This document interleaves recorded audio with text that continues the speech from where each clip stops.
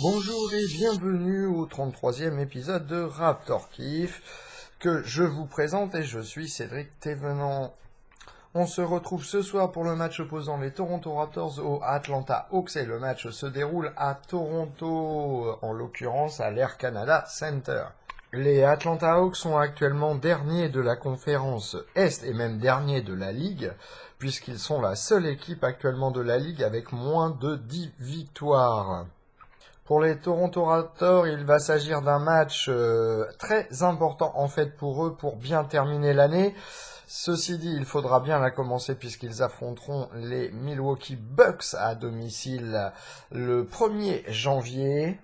Et pour revenir sur ce match, il faut vraiment, après les 2 victoires consécutives que les Raptors ont subies en déplacement à Dallas et à Oklahoma, que les Raptors se rachètent et puis ils sont 11-1 à domicile, dont 10 victoires d'affilée et il serait bien que les Raptors continuent sur cette belle série. Et le 5 de départ pour Atlanta est composé de Dennis Schroeder, Kent Bazemore, Taurean Prince, Ilya Solva et Miles Plumlee. Pour les Toronto Raptors, nous avons Kyle Lowry, DeMar DeRozan, OG Anunoby, CJ Miles et Jonas Valanciunas. En effet, Ibaka ne démarre pas car il a été suspendu par un match par l'équipe dû à une altercation avec un autre joueur. Ceci dit, personne ne semble savoir avec qui cela s'est produit dans l'équipe, en tout cas dans les médias, et du coup, apparemment, tout s'est bien passé. Il y a eu des excuses faites des deux côtés directement, et les deux joueurs ne seront sans doute pas présents ce soir. En tout cas, c'est le cas puisqu'ils ont annoncé une suspension pour Serge Ibaka. Et après 5 minutes 21 de jouer dans ce premier quart-temps, et les deux équipes sont à égalité, 11 partout. Je fais une petite note, car je trouve dommage que quand un pilier ou un intérieur est sous le panier et qu'il a la possibilité de dunker, ils prennent cette mauvaise habitude de faire des petits... je ne sais pas exactement comment s'appelle ce shoot en français, un genre de alley-oop,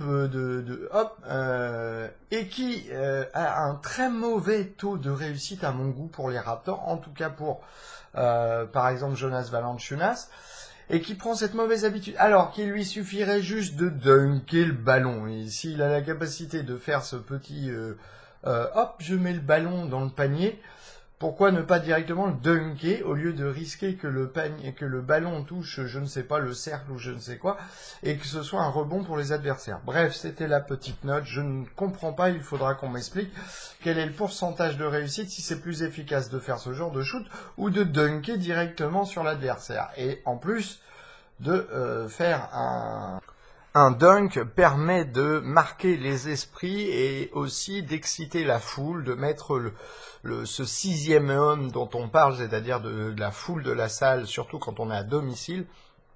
L'impliquer dans le match, à mon sens, est quelque chose de bien plus précieux que les statistiques que l'on peut établir sur tiens, tel shot ou tel dunk est préférable à telle action. Et je pense que les joueurs sont assez intelligents pour le savoir, c'est ce qui m'étonne en fait dans ce genre de choses. Bref, voilà, c'était petit aparté. Il reste 4 minutes 16 dans ce premier quart-temps et Atlanta mène 17-14 et appelle un temps mort puisqu'il semblerait que Dennis Schroeder se soit blessé. Espérons que ce ne soit pas trop grave. Du côté des Raptors, je trouve que c'est un démarrage très faible pour les Toronto Raptors. Ni Kyle Lowry ni DeMar DeRozan ne font d'efforts en défense. Et je pense qu'ils comptent depuis un moment trop sur Ibaka pour corriger leurs erreurs quand ils laissent pénétrer leur adversaire. Et là, on le voit, c'est un gros problème puisqu'il n'y a personne, il n'y a pas de défenseur à l'intérieur pour corriger les erreurs commises par les meneurs. Ce qui est problématique, c'est qu'on a là affaire à une équipe qui est relativement mauvaise, qui n'a pas des joueurs d'exception, et que la première unité des Raptors, pour l'instant, se fait dominer. Surtout le système offensif d'Atlanta, ou tout du moins leur façon de jouer ce soir, est beaucoup plus efficace que celle des Raptors. Et le premier quart-temps termine sur le score de 30-22 pour les Toronto Raptors, qui, une fois les petits jeunes du banc et la défense, on va dire, des Raptors, qui rentrent sur le terrain et tout change. Il faut dire que DeRozan s'est mis à beaucoup plus attaquer, a marqué 6 points dans les 2 dernières minutes, ce qui a changé la physionomie du match. Combiné avec la bonne défense de Pascal Siakam, Jakob Poeltl et Delon Wright. Petite note, le dernier shoot du carton, enfin les 2 derniers pour expliquer, c'est Fred VanVleet qui marque un superbe panier à 3 points sur un pick and roll. Et la dernière action est pour Atlanta et Pascal Siakam qui bloque John Collins. Après 4 minutes et 10 secondes, très précisément, Atlanta appelle un temps mort dans ce deuxième quart-temps. Les Raptors mènent 40-32 et c'est un véritable festival Pascal Siakam, déjà rendu à 2 blocs, un panier à 3 points, son premier du mois de décembre 2017. Ce qui semble incroyable, et il faut savoir que la dernière fois qu'il avait marqué un 3 points, c'était au mois de novembre contre Atlanta. Et puis là, bien sûr, comme d'habitude, il court, le Pascal, et Pascal a couvert le terrain plus rapidement que tout le monde, et une belle passe d'un de ses coéquipiers, et Pascal va inscrire un 2 points assez facile à l'autre bout du terrain. Et il reste 3 minutes 18 dans ce deuxième quart-temps. Les Raptors mènent 46-38. Et j'ai une très mauvaise impression concernant la première unité, composée de DeRozan, CJ Miles, Kyle Lowry, Valanciunas et OG Anunoby, surtout du côté de Kyle Lowry et DeMar DeRozan, qui semblent être désintéressés dans ce match, honnêtement. En tout cas, surtout ça se lit dans le comportement et dans les réactions de Kyle Lowry. Il semble complètement désintéressé en défense. DeRozan essaye un peu plus puisqu'il a déjà un bloc ce soir, donc c'est quand même pas mal, c'est qu'il essaye. Mais Kyle Lowry a vraiment cette attitude, j'en ai rien à faire. Qui m'exaspère un petit peu en ce début de match. Il reste 2 minutes 08 dans ce deuxième quart-temps et les Raptors sur 2 belles actions, en tout cas les 2 dernières là, depuis le dernier temps mort. Une belle passe de DeRozan, un beau alley-oop du milieu du terrain des Raptors vers Anunoby qui dunk à l'autre bout du coup. Et deuxième action suivante, Atlanta va pour attaquer, OG Anunoby pique le ballon dans les mains de l'adversaire et va pour mettre un dunk renversé. C'est vraiment une superbe action et OG Anunoby montre à quel point il est un énorme défenseur et qu'il a des capacités qui sont énormes. Entre lui et Pascal Siakam, il y a quelque chose d'extraordinaire sur les ailes pour les Raptors, en tout cas dans les positions qu'on appelle les positions forward en américain, c'est-à-dire l'ailier fort et l'intérieur des Raptors, et je pense que le futur est pour OG Anunoby et Pascal Siakam à ces 2 positions. Du coup, Atlanta a appelé un temps mort et les Raptors mènent 54-40. Je ne sais pas s'il y a une corrélation entre le fait que je disais que je trouvais Kyle Lowry beaucoup moins investi dans ce match que les autres, et ben en fait depuis le dernier temps mort et depuis ma remarque, Kyle Lowry s'est bougé les fesses, en effet. Donc voyons voir comment ça se passe jusqu'à la fin du match, mais ça fait plaisir parce qu'il a vraiment ces moments d'absence ou ces moments où on a l'impression que c'est pas grave, laissons courir les choses. Et c'est vraiment dommage parce qu'on a une équipe qui pourrait dominer quasiment 80% des équipes dans le championnat et qui à chaque fois a ces moments de flottement, je dirais d'inattention, de pas d'engagement en fait dans le match. Et qui montre bien en fait que c'est un rapport avec son général sur les parquets. Et en l'occurrence, ce général pour l'équipe, c'est quand même Kyle Lowry. Et c'est vrai que par moment, il n'est pas le plus engagé en défense. Et que quand il ne travaille pas en défense, le reste de l'équipe ne semble pas faire son travail.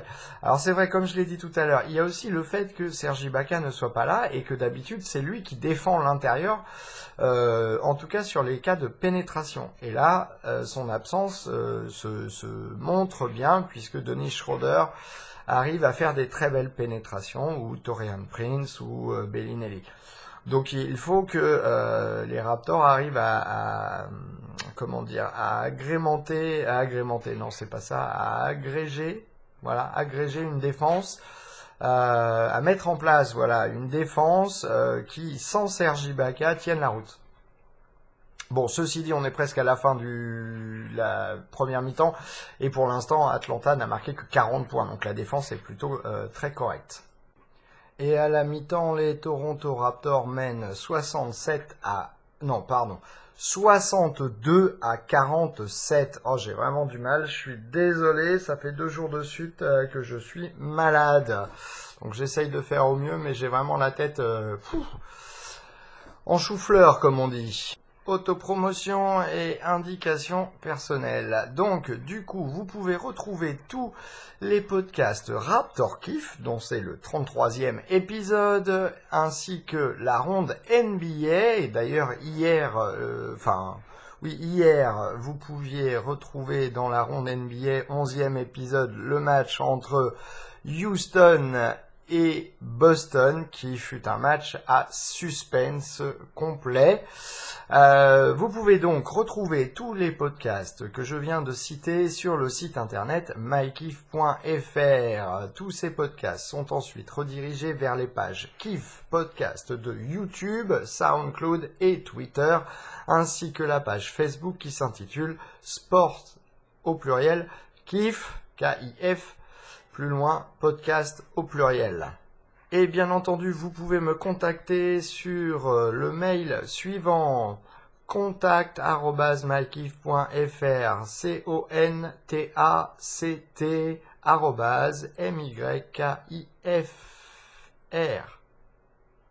mykiffr.fr. Bon, bref, j'ai dû mal le dire, c'est pas grave. mykiff.fr, voilà. Il reste 6 minutes 15 dans ce troisième quart-temps et les Raptors mènent 77 à 62. Les Raptors menaient de 20 points, voire même de 22, et là il y a eu une petite réaction d'Atlanta qui fait que le coach des Raptors, Dwayne Casey, appelle un temps mort.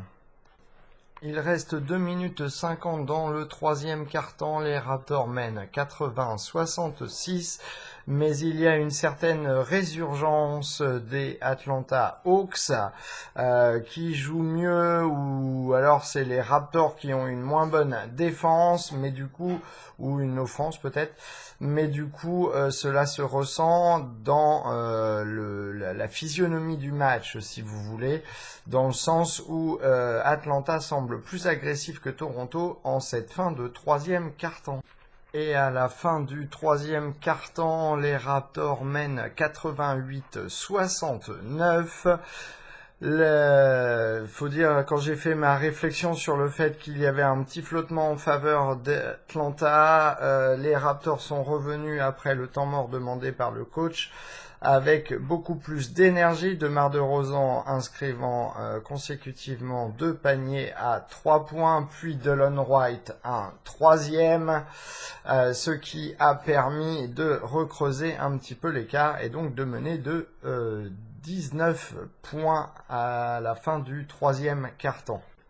Après 5 minutes de jeu dans le quatrième quart-temps, les Raptors mènent 95-79 et les 5 minutes ont été entièrement jouées par l'unité des remplaçants menée par Jakob Poeltl, Pascal Siakam, Delon Wright, Norman Powell et Fred VanVleet qui font un très bon boulot pour garder à distance Atlanta.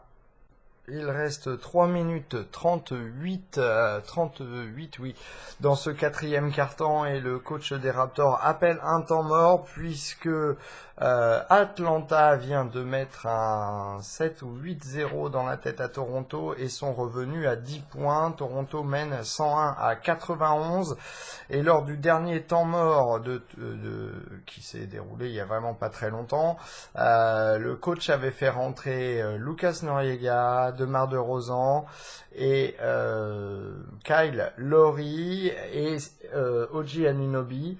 Et cette équipe sur le terrain ne fait pas le boulot en défense. Je l'ai déjà dit et j'ai l'impression de me répéter tout au long de ce match. Mais c'est une réalité et cela pose problème en fin de match. Et c'est un problème qu'il va falloir régler avant les matchs de janvier qui sont vraiment d'une très haute intensité. Et 30 secondes plus tard, c'est le coach d'Atlanta qui appelle un temps mort. Les Raptors mènent 103-91 et on a vu les Raptors essayer de produire un peu plus de jeu, un peu plus d'action. Et bon, il s'est passé que 30 secondes, mais surtout beaucoup plus actif en défense, en tout cas sur le jeu qui vient de se dérouler. Il reste 1 minute 04 dans le quatrième quart-temps et les Raptors mènent 107-96.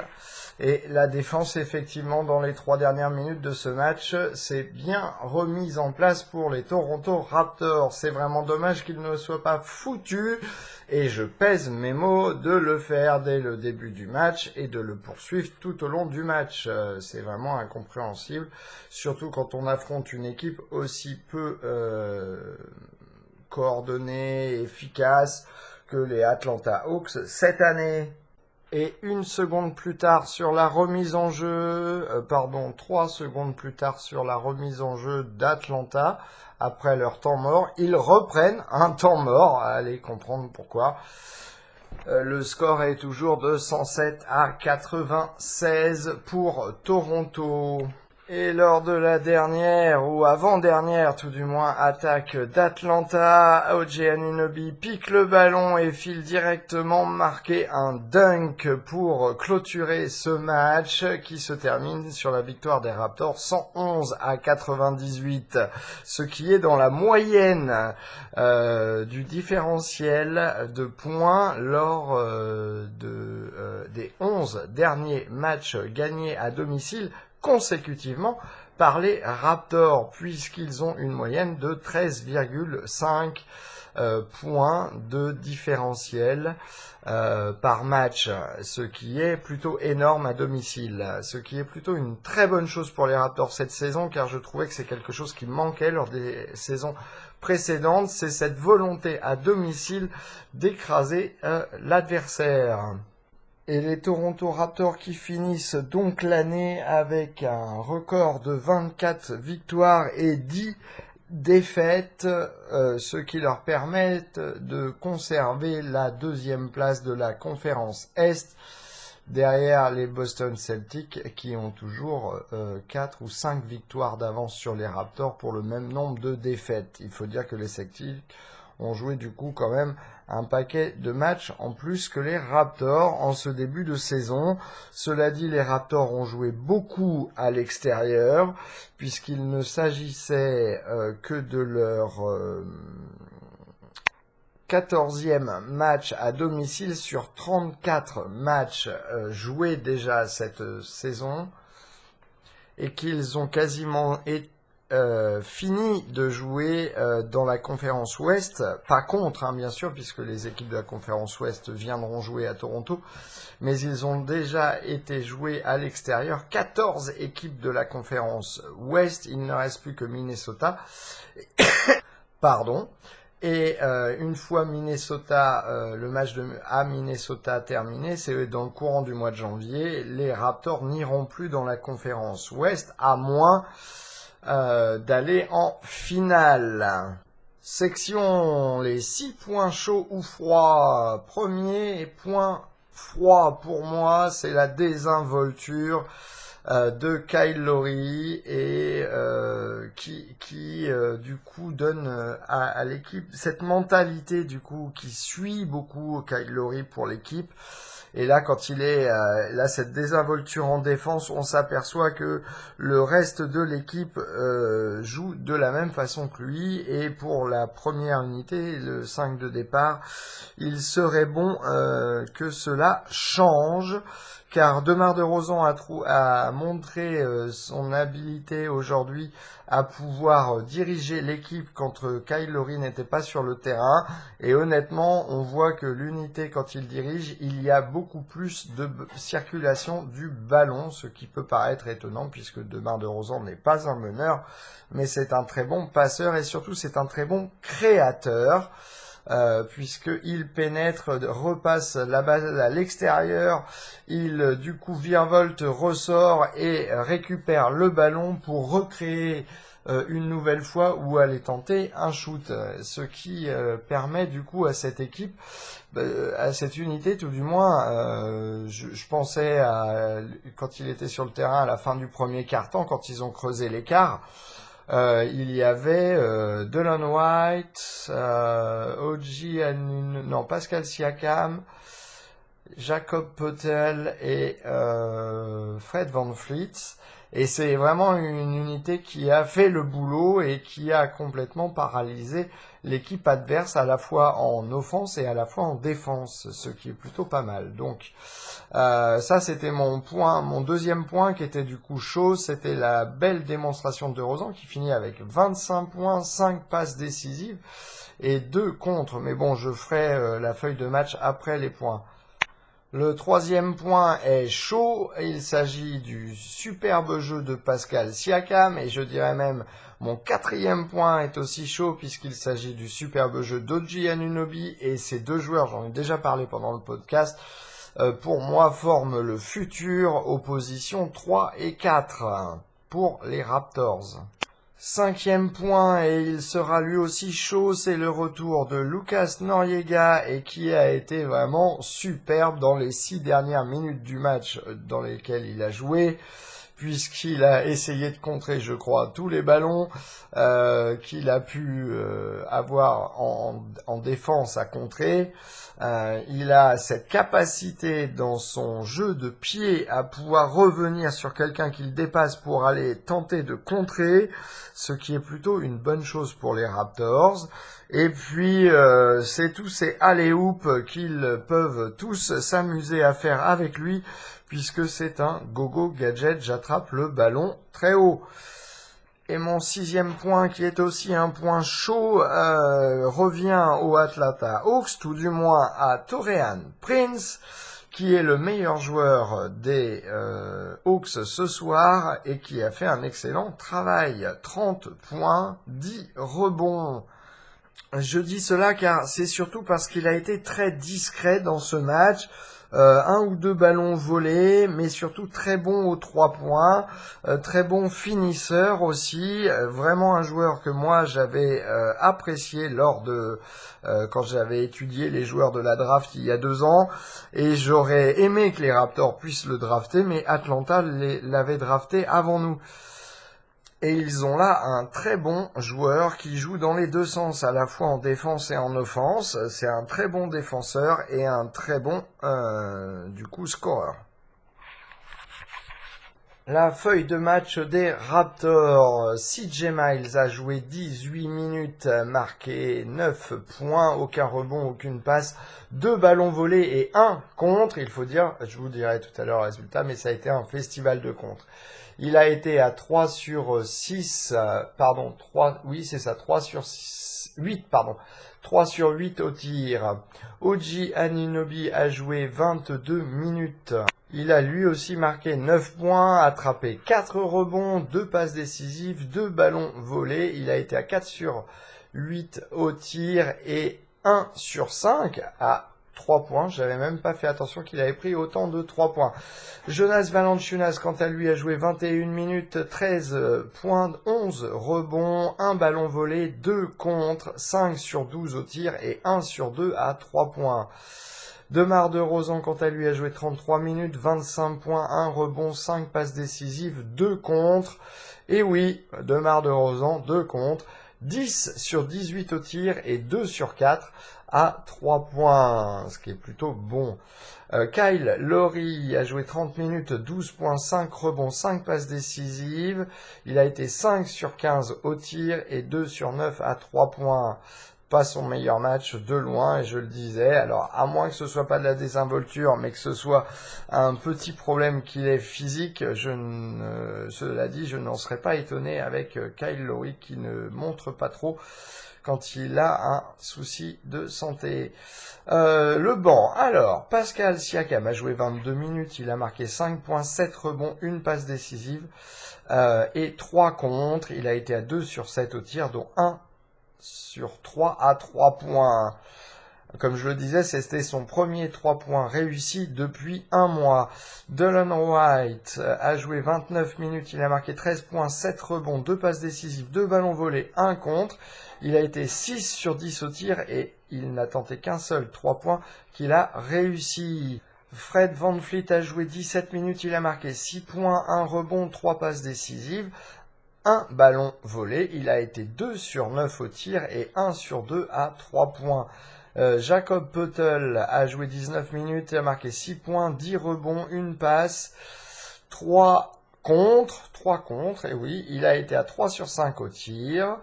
Norman Powell a joué 17 minutes, 7 points, 2 rebonds, 3 passes décisives, 1 ballon volé, 1 contre. Il a été à 3 sur 10 au tir et 1 sur 5 à 3 points. Lucas Noriega, bébé pour son grand retour, je dirais, puisque contre Oklahoma, il jouait vraiment des minutes gaspillées. Il a marqué en 7 minutes, il a marqué 6 points, 3 rebonds et 2 contre. En 7 minutes, c'est plutôt pas mal. Il a été à 3 sur 3 au tir, il faut dire, ça a été 3 dunks. Dans son ensemble, l'équipe a donc marqué 111 points, 51 rebonds. Ça a fait du bien d'avoir une victoire au niveau des rebonds. 22 passes, 9 ballons volés, 15 contre 7 pour Atlanta. Ils ont été à 46 sur 105 au tir. Ils ont pris énormément de tirs. 13 sur 37 à 3 points. 6 sur 8 au lancer franc. Et c'est une de mes remarques, et ça fait du bien, il n'y a pas eu trop de fautes sifflées dans ce match, et le match n'a pas été sale dans le bon sens du terme. Il faut noter tout de même que les Raptors ont attrapé 19 rebonds offensifs ce soir. Et ils ont raté, alors c'est pas raté, ils ont eu 11 turnovers, ce qui n'est vraiment pas énorme. Attendez, je vérifie parce que je suis pas sûr dans les colonnes que j'ai les choses correctement, mais si c'est le cas, impeccable. Donc 11 turnovers seulement ce soir, 19 rebonds offensifs, ce qui est vraiment très bien. Faut dire que contre Atlanta qui ne possède pas des joueurs intérieurs vraiment dominants, il était essentiel que les Raptors dominent dans la raquette. C'était donc le dernier podcast Raptor Kiff de l'année 2017. On se retrouve lundi prochain pour le match opposant les Toronto Raptors aux Milwaukee Bucks. Un match, à mon avis, sous haute tension puisque c'est leur première confrontation cette année et que c'est la match retour entre guillemets de la série playoff du premier round l'année dernière qui avait vu les Raptors l'emporter 4-2. Du coup, voilà, ce sera lundi prochain. Je vous souhaite à tous un bon réveillon et tous mes vœux, surtout pour la santé. C'est bien le plus important. Je suis Cédric et je vous dis ciao les copains.